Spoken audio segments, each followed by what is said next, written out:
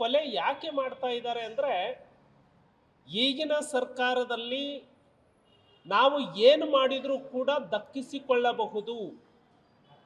ಈಗಿನ ಸರ್ಕಾರದಲ್ಲಿ ನಮ್ಮ ಪ್ರಭಾವದಿಂದ ನಾವು ಬಚಾವಾಗಬಹುದು ಅನ್ನುವಂತಹ ಭಾವನೆ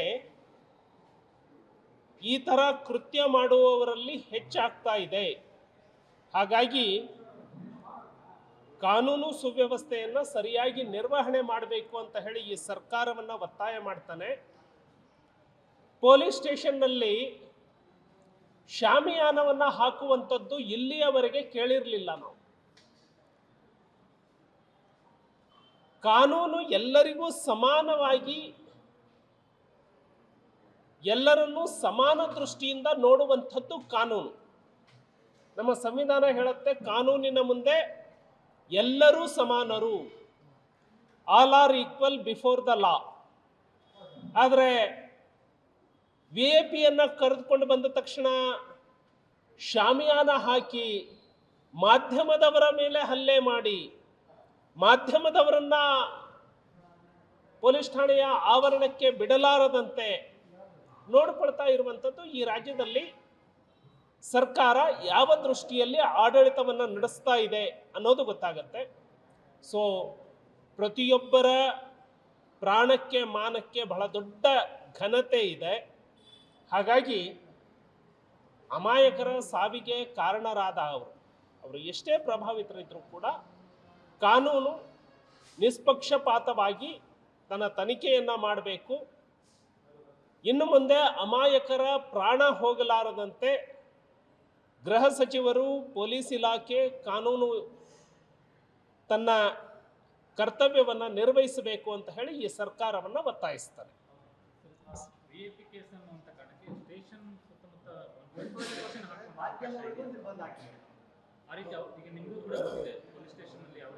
ಅಲ್ಲ, ಒಂದು ಪೊಲೀಸ್ ಸ್ಟೇಷನ್ನಿಗೆ 144 ಸೆಕ್ಷನ್ ಹಾಕುವಂಥದ್ದು ಅಂತ ಹೇಳಿದ್ರೆ ಪೊಲೀಸ್ ಸ್ಟೇಷನನ್ನೇ ರಕ್ಷಣೆ ಮಾಡಲಿಕ್ಕೆ ಇನ್ನೊಬ್ಬರನ್ನ ಖಾಸಗಿಗೆ ಕೊಟ್ಟ ಹಾಗೆ. ಅಂದರೆ ಕಾನೂನು ಸುವ್ಯವಸ್ಥೆ ಸಂಪೂರ್ಣ ಕುಸಿದು ಹೋಗಿದೆ ಅನ್ನೋದಕ್ಕೆ ಇದೇ ಒಂದು ನಿದರ್ಶನ ಆಗುತ್ತೆ. ಎರಡನೇದು, ಪೊಲೀಸ್ ಸ್ಟೇಷನ್ನಿಗೆ ಹಾಕುವಂತಹ ಅವಶ್ಯಕತೆ ಏನಿದೆ ಅಂದರೆ, ನೀವು ಮಾಧ್ಯಮದವ್ರನ್ನ ಅವಾಯ್ಡ್ ಮಾಡಲಿಕ್ಕಾಗಿ, ಇನ್ನೊಬ್ಬರನ್ನ ಅವಾಯ್ಡ್ ಮಾಡಲಿಕ್ಕಾಗಿ, ಮತ್ತು ಪೊಲೀಸ್ ಸ್ಟೇಷನ್ನಲ್ಲಿ ತಮ್ಮ ವೈಯಕ್ತಿಕ ಹಿತಾಸಕ್ತಿಯ ಚಟುವಟಿಕೆಗಳನ್ನು ಮಾಡಲಿಕ್ಕಾಗಿ ಅಥವಾ ಯಾರನ್ನೋ ಓಲೈಸೋದಕ್ಕಾಗಿ 144 ಸೆಕ್ಷನನ್ನು ಬಳಸ್ಕೊಳ್ತಾ ಇದ್ದೀರಿ, ದುರ್ಬಳಕೆ ಮಾಡ್ಕೊಳ್ತಾ ಇದ್ದೀರಿ ಅಂತೇಳಿ ಇದರಿಂದ ಗೊತ್ತಾಗುತ್ತೆ. ಈ ಪ್ರಕರಣದಲ್ಲಿ ಎರಡು ವಿಚಾರ. ಒಂದು, ರಾಜಕಾರಣಿಗಳಿಂದ ದರ್ಶನ್ ಅವರನ್ನು ಬಚಾವ್ ಮಾಡೋದಕ್ಕೆ ಒತ್ತಡ ಹೇರುವಂಥ ಪ್ರಯತ್ನ ಆಗಿದೆ. ಇನ್ನೊಂದು, ಮರಣೋತ್ತರ ಪರೀಕ್ಷಾ ವರದಿಯನ್ನೇ ತಿರುಚೋದಕ್ಕೆ ದರ್ಶನ್ ಮತ್ತು ಅವರ ಕಡೆಯಿಂದ ವಿಕ್ಟೋರಿಯಾ ಆಸ್ಪತ್ರೆ ವೈದ್ಯರ ಮೇಲೆ ಒತ್ತಡ ಹೇರಲಾಗುವಂಥ ಪ್ರಯತ್ನ ಕೂಡ. ಒಂದು, ಕೊಲೆ ಅತ್ಯಂತ ಗಂಭೀರವಾದಂತಹ ಪ್ರಕರಣ.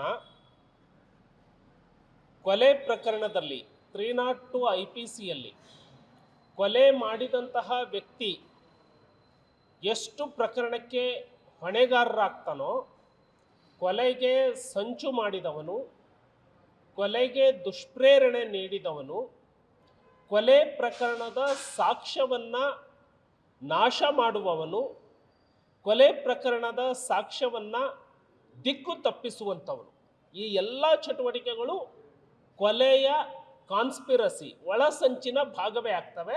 ಅದು ಒಬ್ಬ ಕೊಲೆಗಾರನ ಹೊಣೆಗಾರಿಕೆ ಎಷ್ಟು ಬರುತ್ತೆ ಅಷ್ಟೇ ಹೊಣೆಗಾರಿಕೆಯನ್ನು ಈ ಚಟುವಟಿಕೆ ಮಾಡುವಂಥವ್ರು ಕೂಡ ಹೊತ್ತುಕೊಳ್ಬೇಕಾಗುತ್ತೆ.